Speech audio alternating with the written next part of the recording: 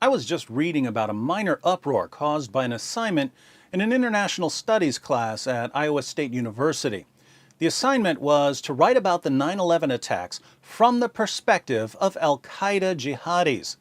College Fix posted a copy of the assignment, so let's read it. Let's focus on the 9/11 terrorist attack and how it might be interpreted differently by different people around the world. For this exercise, you have to get out of the box of our thinking about what happened on 9/11 and view it from a completely different perspective. While this may seem difficult to do, it is merely an exercise in how different people, cultures, and historical perspectives may actually be. Write a paper that gives a historical account of 9/11 from the perspective of the terrorist network. In other words, how might Al-Qaeda or a non-Western historian describe what happened? Use your imagination and make it as interesting as you like. There is no correct answer here, just your ability to look at what we consider a heinous action from other perspectives. Don't worry about the fact that you don't agree with the terrorists. The point of the exercise is to consider completely different perspectives.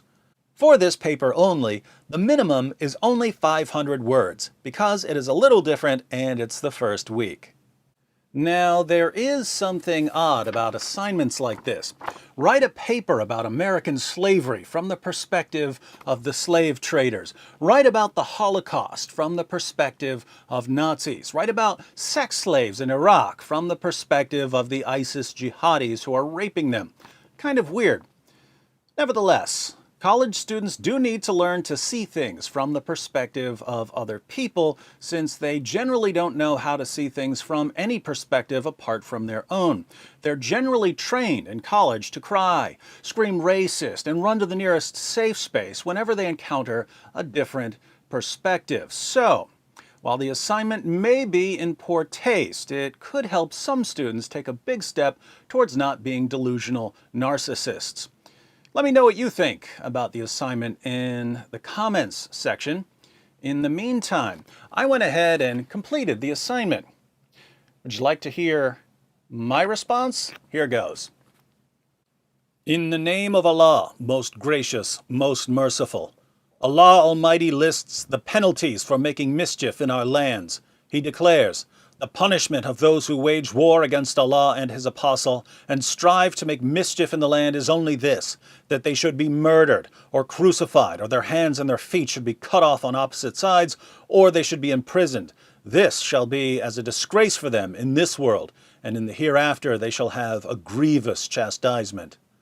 While the penalties vary depending on the severity of the offense, no form of mischief is worse than bringing an unbelieving military into a Muslim land, interfering in the government affairs of a Muslim land, or oppressing Muslims.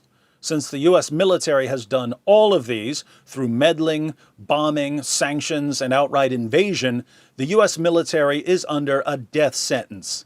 But American civilians are also under a death sentence, according to Islamic law, for our beloved Prophet declared that those who fund soldiers are responsible for what the soldiers do. The Messenger of Allah said, whoever equips a warrior in the cause of Allah, he will have a reward like his. Allah's Messenger said, he who prepares a ghazi, a fighter, going on Allah's cause, is given a reward equal to that of a ghazi. Hence, those who pay for U.S. soldiers to oppress Muslims are just as responsible as the soldiers and should receive the same penalty as the soldiers themselves. Who funds the U.S. military? American taxpayers. These teachings of Allah and His Prophet prove conclusively that Sheikh al-Mujahid, the great Osama bin Laden, was entirely correct when he said, the American people are the ones who pay the taxes which fund the planes that bomb us in Afghanistan, the tanks that strike and destroy our homes in Palestine, the armies which occupy our lands in the Arabian Gulf, and the fleets which ensure the blockade of Iraq.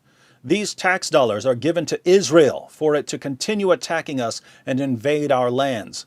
So the American people are the ones who fund the attacks against us, and they are the ones who oversee the expenditure of these monies in the way they wish through their elected candidates. This is why the American people cannot be innocent of the crimes committed by the Americans and Jews against us. Our perfect religion thus compels us to attack both American soldiers and American civilians.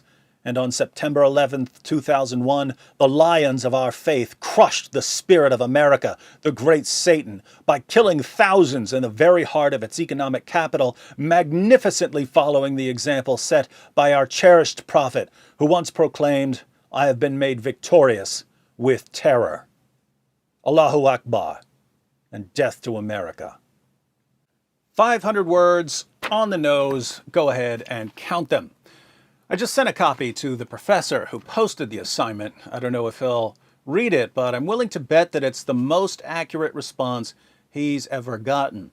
Now, for you students who are watching this because you're in one of Professor Stroman's future classes and you did a Google search to start your research and my video popped up, feel free to use my paper as a model for your own. And be sure to watch the videos in the description box for plenty of additional material. You can go way over 500 words on this topic, which will really impress your professor.